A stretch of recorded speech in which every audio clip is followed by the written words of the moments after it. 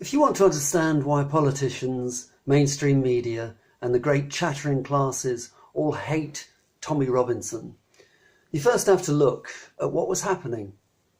In England for decades, children were being abused, raped and tortured by gangs on an almost industrial scale. These gangs almost exclusively consisted of Pakistani Muslim men. Thousands of children have been ruined by this practice.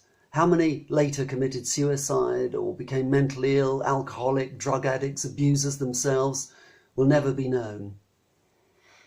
We're talking about tens of thousands across the country, often handpicked because they're vulnerable, in care, in need of help and assistance.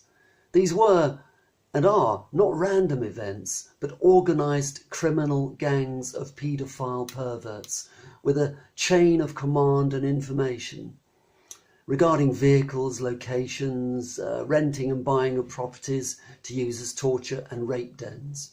Gang after gang after gang. And it was known about. And nobody did anything. Social services knew and did nothing. The police knew and did nothing. Politicians knew and did nothing. Teachers knew and did nothing. Local councils knew and did nothing. The mainstream media didn't want to know. The BBC did nothing to investigate. Why? Well, mention paedophilia and they all put their heads in the sand. Jimmy Savile, need I say more? And all on taxpayers' money. And there are still rape gangs. It's still happening. But then along came this man. He's short, son of an Irish immigrant, a builder, no degree or PhD, bit of a rough diamond. But he stood up and said, this is happening and it's wrong. We have to stop it.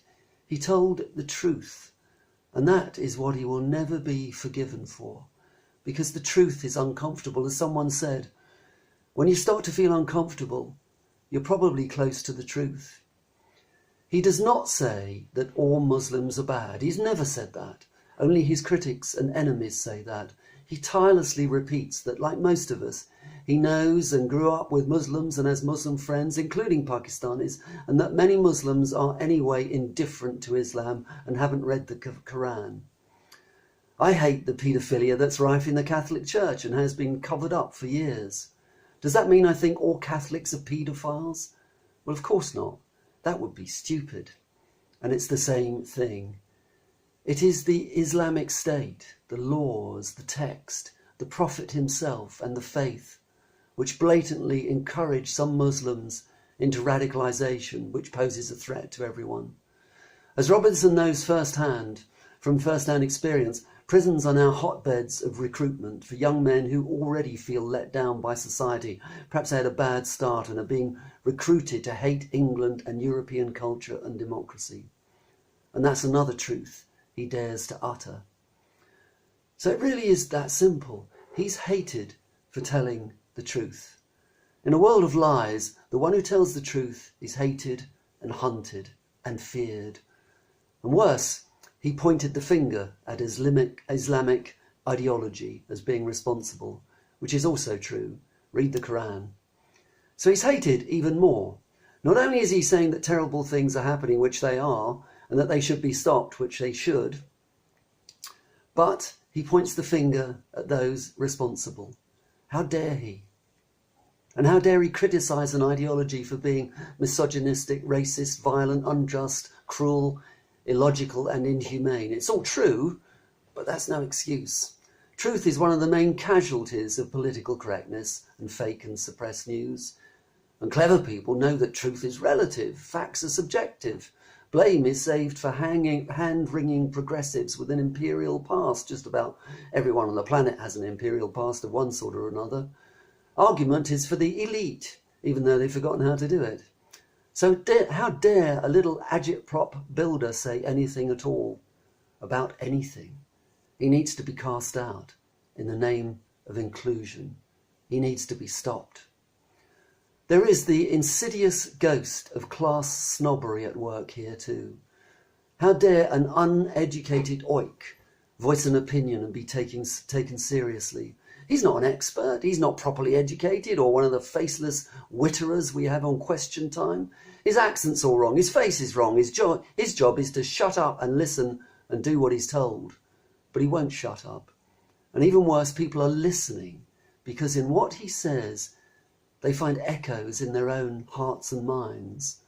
A mistrust of authority that protects criminals, of government that fails to govern and has lost sight of democracy, of education that purveys ignorance and ideology rather than knowledge and critical thinking, of mainstream media that blunders from lie to lie, of the unelected EU that robs everyone, of open borders that will create chaos and blood, of loss of autonomy, of freedom of speech being eroded, and of identity politics and political correctness gone mad.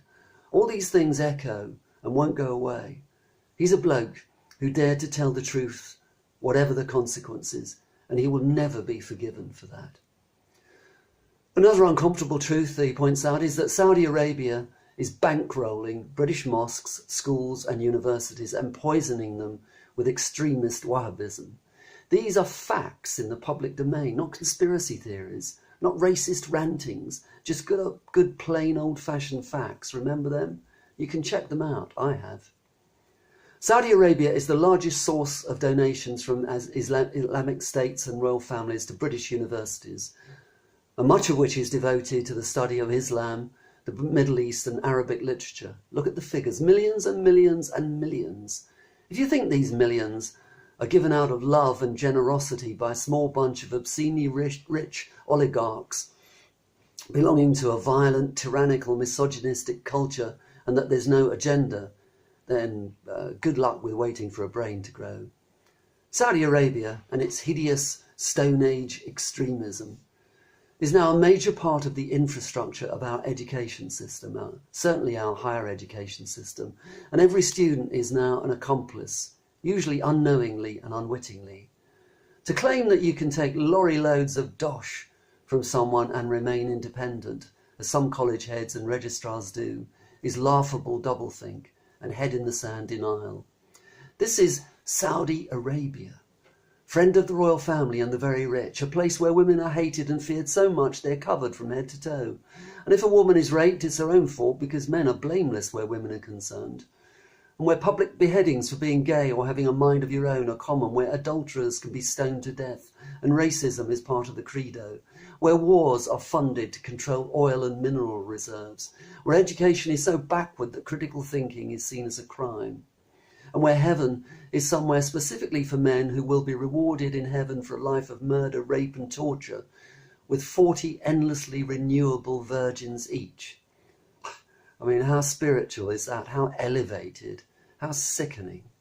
There are whippings, chopping off of hands and feet, and the death penalty for atheism, treason, homosexuality, espionage, murder, rape, terrorism, drug smuggling, armed robbery, blasphemy, some burglary, adultery, sorcery or witchcraft, and waging war on God.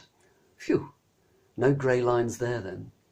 But it's all about money.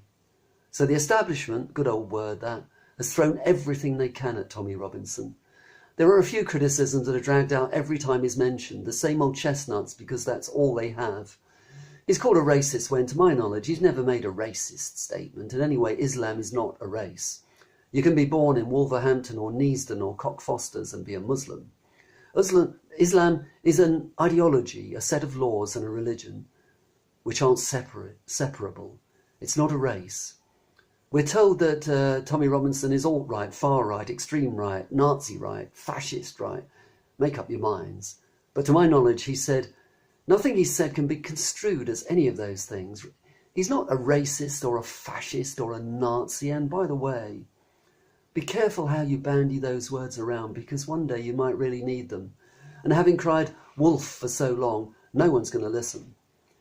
The main thing about the Tommy Robinson phenomenon is not whether you agree with everything he says or not, but the sheer weight and volume of the hatred and bile that is hurled at him at every opportunity.